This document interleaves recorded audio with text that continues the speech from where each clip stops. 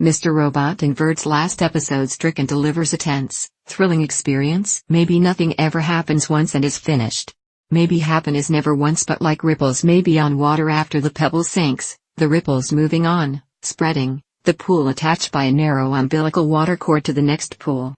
William Faulkner, Absalom, Absalom. What would you do if you found out a plan you had spent months, possibly years, assembling was executed in the exact opposite manner you intended?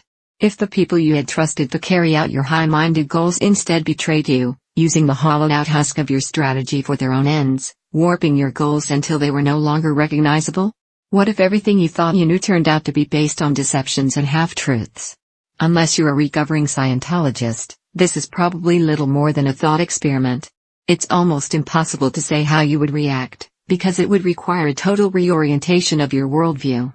It's not an easy thing to imagine. Elliot has finally come to an understanding with his antagonistic alter ego, but it took confronting Robot with the proof of the Dark Army's betrayal. There were no paper records in the recovery center. White Rose has no interest in society's revolution. It was little more than a means to an end. They were happy to piggyback off the zeal of robots, and later, Tyrell Wellick's passion for the cause, but the actual ideology behind the insurrectionary group is more or less immaterial. Simply grist for the Dark Army's mill. You're being played, Elliot writes to his counterpart, and the truth is staring them both in the face.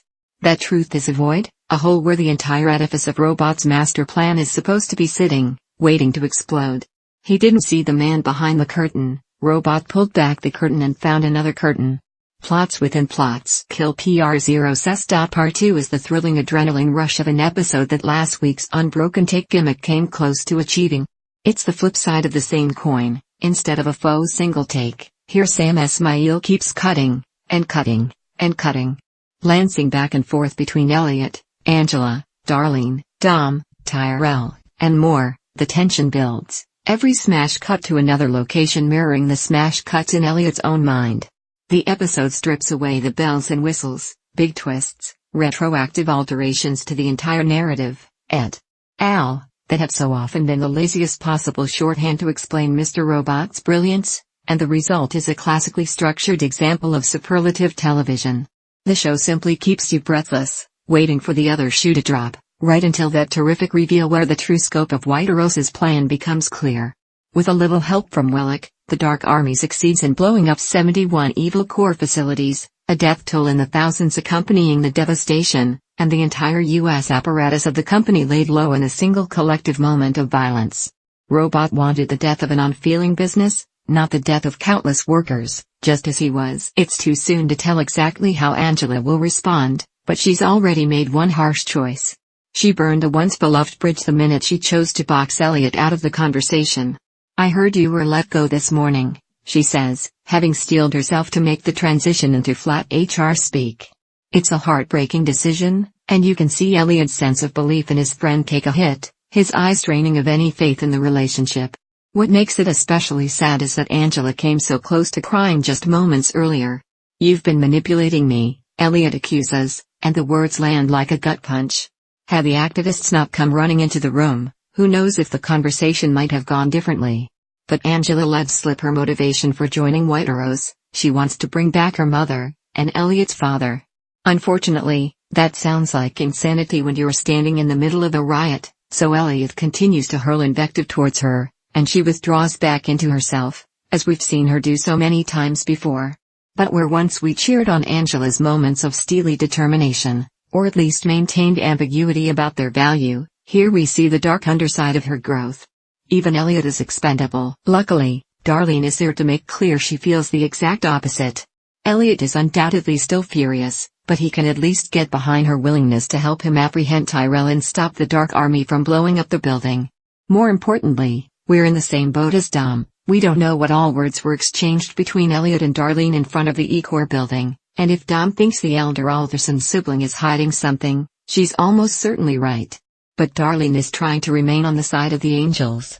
She even goes to Angela to try and make her see the light. "This shit will haunt you," she tells Angela, and Darlene would know. But it's too late. They both look at their phones, and though we don't yet see it, Angela's world is upended once again. Her new leader lied to her, once more. She's a patriot without a country. Dom hasn't gotten much in the way of character development this season, but what this episode gives her is a fantastic scene of pressure cooker intensity. If she has suspicions about her boss and his complicity in the Dark Army, she's playing them close to the vest, but her refusal to sit around and wait for proof of Tyrell at Red Wheelbarrow Barbecue speaks louder than any hunch. She and her partner disobey Santiago, and her descent into the smoke-filled basement of the restaurant is nerve-jangling. The best moment she's yet gotten this season, one that feels like a clever reworking of the climactic scene from Silence of the Lambs. But Tyrell is no Buffalo Bill, and Dom's real enemies are elsewhere. Indeed, they're giving her orders to stand down. Poor Tyrell. Irving isn't the only one who owes the former Corps executive an I'm sorry. He was used and abused, the knowledge of his wife's death kept from him. What will be interesting to see is what, exactly, the instructions he was handed by Irving contained. Is he now aware that he was a pawn, the dream of his wife and child reuniting with him in another country a fairy tale offered to keep him focused on the work? Or is his unexpected race down the street, ending with his being cuffed while yelling, "You have to stop the attack"? All still part of the Dark Army's machinations? Wellick has always needed a god in human form to follow, even when he had planned to become one himself. It's impossible to say how far he's willing to go, and for who, to keep his dreams alive. But it all comes back to Elliot. The kill process of the episode's title isn't the one Elliot first suspects, the need to shut down the Dark Army's bypass of his code and prevent the destruction of the recovery center. But neither is it Robot's attempts to prevent Elliot from achieving that goal, despite the latter's musings about the way they seem to be canceling each other out. For every step forward one makes, the other slams their body against a wall, their head against a pipe. No. The kill process is the one that finally shuts down the season in a half-long struggle between Elliot and Robot. It took forcing a conversation between them, a return to their interactions that the show has spent all of Season 3 avoiding. After the constant bickering and frustrating conflicts of Season 2, it's been hard not having any opportunities for Elliot and his other self to actually communicate. The program they were running, the one that prevented just this sort of interaction, has been halted. Elliot ended it when he typed that first note, leading to a room full of destroyed computers, and it culminated with them again on the same side, at least for now. The two of them stopped the explosion of the building. Elliot has needed a new cause, and Robot just learned his own has been sold out in the name of business and death. Perhaps a new revolution is about to begin. Stray observations. Darlene gets two of the episode's best tension-breaking lines of dialogue tonight. First, to the Girl Scouts, wrong fucking day, girls. Second, to Angela, staring through her front door's peephole at Darlene, I can see your big ass eye. The opening flashback, to a party where Angela's mom is celebrating her choice to cease treatment and pass on, is indeed a weird vibe for a party. But Mr. Alderson's request that Angela push Elliot at a later date suggests Angela may be trying to justify her actions through a long-held promise to Elliot's father.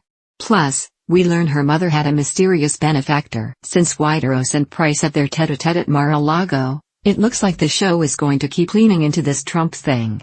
At least this episode has the two men calling out what an embarrassment the guy is, with Price even getting a genuine guffaw from Whiteros, through some off-color slang regarding the tightness of Trump's swimsuit. I suspect next time they meet, Price won't be quite so gregarious. It'll be interesting to see if Angela's zealous faith survives the realization of the violence in which she's complicit. All episode, she's speaking like the devout believer that none of this matters, as long as Whiteros gets what she wants. No one's gonna die, she tells the women on the subway. We need to let today happen, she tells Elliot. And she instructs Darlene to go ahead and turn her in. If anything, it's a mark of the return of her mother's promise. This isn't the end, there's another world out there for both of us. The glitching and time loss that progressively deteriorated was great, almost as fun as watching Rami Malek throw himself into walls. Back to the Future returns, albeit this time in cartoon form.